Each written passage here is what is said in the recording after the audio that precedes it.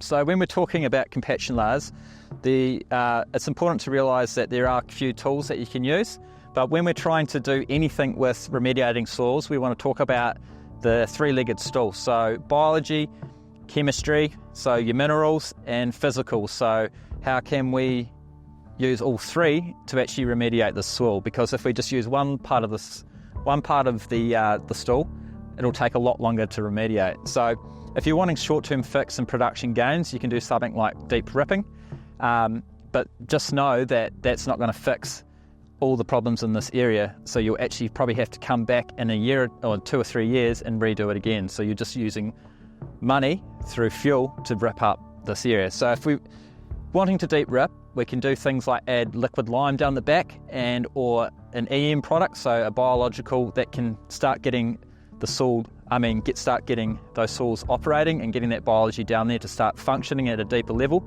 and opening up the soils. Another few ways you can do it that take a lot longer is putting in diverse species or plants that have deep tap roots that can open up these areas.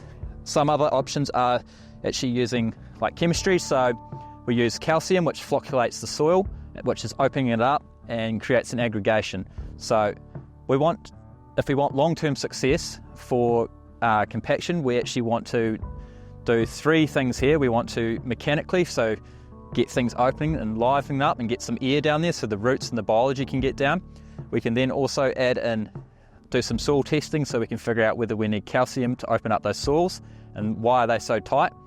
And then the last option is to create diversity through biology, which you can either bring in treated seed or create biodiversity in the soil through grazing management and diverse pastures or crops. So ultimately, when we're talking about our biggest limiting factors on farm, it's air. It's not water or minerals, it's air. Because when we reduce the depth that our roots can go down, that's like reducing a 6-cylinder car down to a 3-cylinder.